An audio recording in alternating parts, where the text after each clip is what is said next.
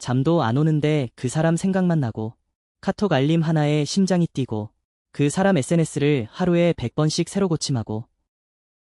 당신은 그걸 사랑이라고 불렀겠죠.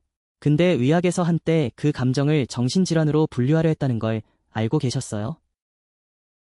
1979년 한 심리학자가 500명을 인터뷰한 뒤 자기 책 첫 페이지에 단 한 문장만 남겼습니다. 이건 사랑이 아니다. 새로운 이름이 필요하다. 그가 붙인 새 이름이 뭔지, 그리고 당신이 지금 그걸 겪고 있는지 11분 끝까지 보세요. 안녕하세요. 오늘은 당신이 사랑이라고 믿었던 그 미친 감정의 진짜 정체를 알려드리려고 해요. 1979년에 처음 발견된 거의 한국에 알려지지 않은 심리학 개념입니다. 이거 하나만 알면 당신이 짝사랑에 빠진 이유, 그 사람을 못 잊는 이유, 매번 같은 패턴을 반복하는 이유가 전부 설명됩니다. 먼저 자가진단부터 해볼게요. 다음 증상들 중에 몇 개나 해당되는지 세어보세요. 1번. 그 사람 생각이 머릿속에서 떠나지 않아요. 일하다가도, 운전하다가도 하루에 70% 이상 그 사람만 떠올라요. 2번. 그 사람의 작은 행동 하나에 천국과 지옥을 오가요. 카톡 답장이 빠르면 세상을 다 가진 것 같고, 답장이 늦으면 절벽에서 떨어지는 것 같아요. 3번. 그 사람을 이상화해요.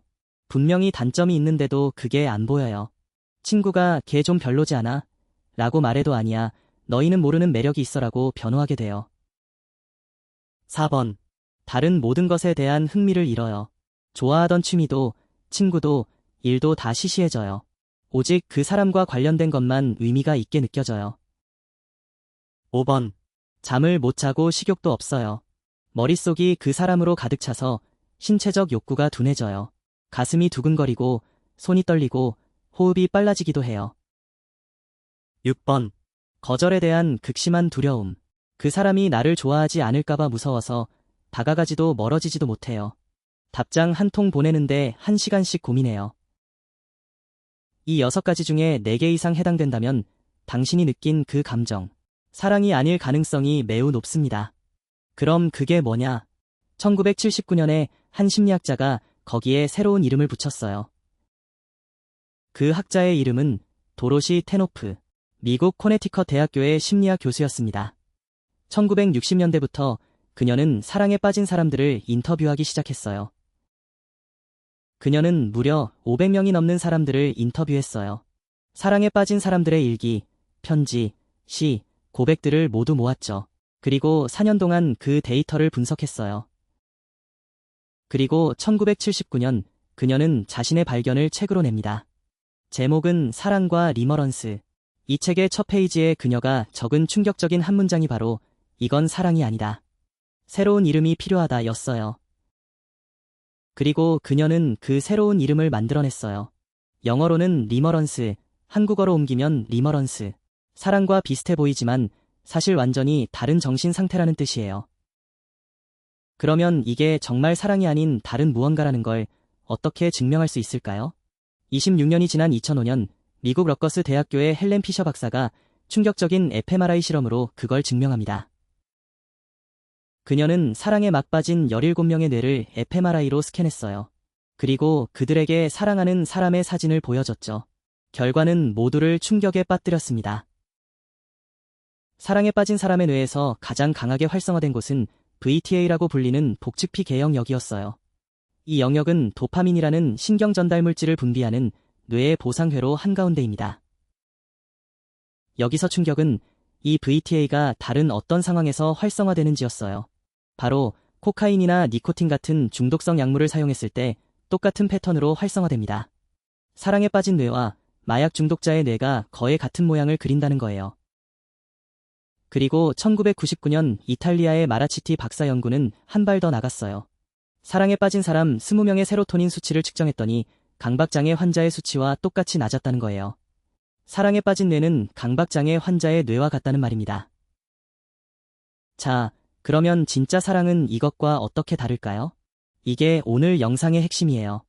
사랑과 리머런스의 결정적인 차이는 4가지가 있습니다. 첫째, 화학물질이 달라요. 진짜 사랑은 옥시토신과 바소프레신이 주축이에요. 안정감과 신뢰의 호르몬이죠. 반면 리머런스는 도파민과 노르에피네프린이 주축이에요. 흥분과 강박의 호르몬입니다. 둘째, 감정의 방향이 달라요. 진짜 사랑은 평온과 안정으로 향해요. 함께 있을 때 마음이 편해지고 떨어져 있어도 믿음이 있어요. 반면 리머런스는 불안과 강박으로 향해요. 가까이 있어도 답장이 안 오면 미칠 것 같고 늘 확인받고 싶어요. 셋째, 인식이 달라요. 진짜 사랑은 상대를 있는 그대로 봐요. 단점도 보이고 그 단점까지 포용할 수 있어요. 반면 리머런스는 상대를 이상화해요. 단점이 안 보이고 모든 걸 환상 속에서 봅니다. 넷째, 가장 중요한 차이입니다. 지속 시간이에요. 리머런스는 평균 18개월에서 36개월 안에 반드시 끝납니다. 도파민은 영원히 분비될 수 없거든요. 반면 진짜 사랑은 평생 갈 수 있어요. 옥시토신은 지속 가능한 화학물질이거든요. 그런데 리머런스가 단순히 진짜 사랑이 아닌 것으로 끝나면 다행이에요. 진짜 위험은 이게 당신의 정신과 인생을 망가뜨릴 수 있다는 점이에요. 최근 미국 세크리드 하트 대학교의 알버트 웨이킨 박사는 리머런스를 정신질환 진단 매뉴얼인 DSM에 추가해야 한다고 주장하기 시작했어요. 강박장애와 약물 중독의 변형으로 봐야 한다는 거죠. 리머런스에 빠진 사람들은 일을 못하게 되고 친구를 잃고 잠을 못 자고 우울증에 빠져요. 심한 경우엔 자기 인생 전체를 그 한 사람에게 갈아 넣어요. 그 사람이 결국 떠나면 모든 게 무너져요. 그래서 리머런스가 가장 잔인하게 발현되는 두 가지 상황이 있어요. 바로 짝사랑과 재회 집착이에요. 왜냐하면 리머런스는 상호성에 대한 강박이 핵심이거든요. 테노프 박사는 책에서 이렇게 말했어요. 리머런스는 상호성이 불확실할 때 가장 강렬해진다. 확실한 사랑은 리머런스를 멈추게 하지만 불확실한 거절은 리머런스를 폭발시킨다. 짝사랑이 왜 그렇게 미친 듯이 강한지 설명되는 부분이에요. 재회 집착도 똑같아요. 헤어진 사람이 더 잊혀지지 않는 이유. 헤어진 사람과의 추억이 미화되는 이유. 그건 사랑이 아니라 리머런스가 아직 도파민을 분비하고 있기 때문이에요. 그 도파민은 그 사람이 진짜로 당신을 떠난 뒤에도 한참 동안 분비됩니다. 그래서 리머런스에 빠진 사람들이 가장 자주 하는 실수는 그 감정을 진짜 사랑이라고 착각하고 매달리는 거예요. 이렇게까지 강하게 느끼는 건 진짜 사랑이니까라고 정당화하면서요. 근데 사실 그 강도가 그게 사랑이 아니라는 가장 결정적인 증거예요. 그러면 어떻게 해야 할까요? 리머런스에서 벗어나는 4가지 방법을 학자들의 연구 결과를 바탕으로 정리해드릴게요. 1번. 가장 먼저 그게 사랑이 아니라 리머런스라는 사실을 인정하세요. 2번. 90일 무접촉 규칙을 시도하세요. 그 사람에 대한 모든 정보 입력을 차단해야 해요. SNS 언팔, 카톡 차단, 사진 삭제, 도파민 분비의 트리거를 끊는 거예요. 90일이면 뇌의 보상 회로가 리셋된다는 게 신경학자들의 권고예요. 3번. 다른 도파민 소스를 만드세요.